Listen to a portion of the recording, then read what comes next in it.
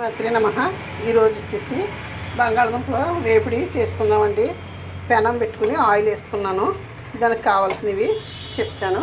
ఇదిగోండి, 1/2 కేజీ బంగాళదుంపలు ఇలాగా ముక్కలుగా కట్ చేసుకుని ఉడకబెట్టుకుని ఇలా మెత్తగా నలుపుకున్నానండి. అన్నీ ఇదిగోండి, 4 ఆనియన్స్, 3 ఎండుమిర్చి, 6 పచ్చిమిర్చి, చిన్న అల్లం ముక్క కట్ చేసుకున్నాను.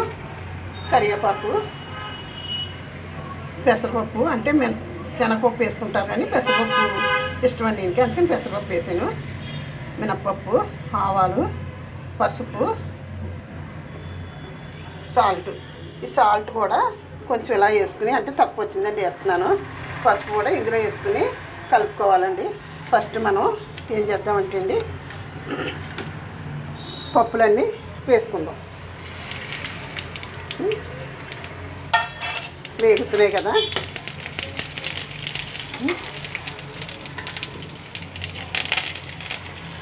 వేసేస్తే ఇవన్నీ వేగుతాయండి. అల్లం ముక్కలతో సుద్దా కూడా వేసుకుందాము. ఇవన్నీ పోపులన్నీ ఇలా దోరగా వేగిన తర్వాత దోరగా వేయించుకోవాలండి. వేయించుకున్న తర్వాత మనం ఏం చేద్దామంటే, ఇప్పుడు ఉల్లిపాయ ముక్కలు కూడా వేసేద్దాం. వేసి ఇవి కూడా కొంచెం మగ్గిన తర్వాత మనం బంగాళదుంపలు వేసుకుని కలుపుకుంటామండి. ఈ వేపుడి చాలా సూపర్ ఉంటుందండి, బాగుంటుంది. ఇలాగా పిల్లలు కూడా ఇష్టపడి తింటారు. కొద్దిగా సాల్ట్ వేద్దామండి, అంటే మగ్గుతాయండి. బంగాళదుంపల్లో కొంచెం తగ్గించాను.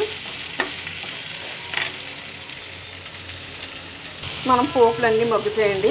1 నిమిషం ఇలా మూత పెట్టుకుందాము. మూత పెట్టుకుంటే మగ్గుతాయి. మగ్గిన తర్వాత మనం తీసుకుని బంగాళదుంపలు ఇలా మెత్తగా కలుపుకున్న బంగాళదుంప ముక్కలు వేసుకుందామండి.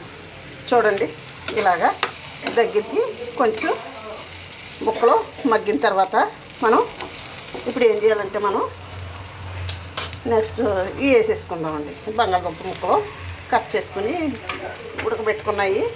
ఇప్పుడు ఇలాగా పసుపు, ఉప్పు వేసుకున్నాం కదా, ఇవి మనం బాగా రెండు కలుపుకుంటే మనకి వేపుడి రెడీ అయిపోద్దండి. ఏమో ఈజీగా అవుతుంది, సూపర్ ఉంటుంది. వేపుడు కూడా బాగుంటుంది.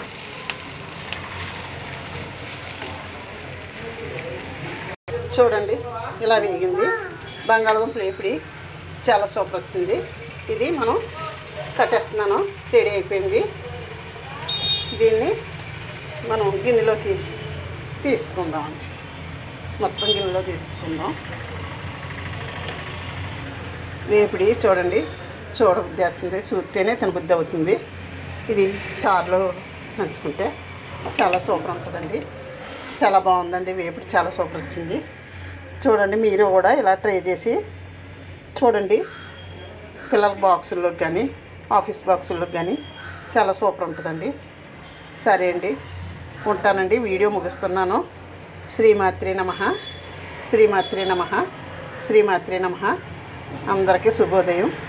అందరికీ ముందుగా చెప్తున్నాను దసరా శుభాకాంక్షలు అండి. ఎల్లుండి నుంచి దసరా ప్రారంభం కదా, 22వ తారీఖు నుంచి.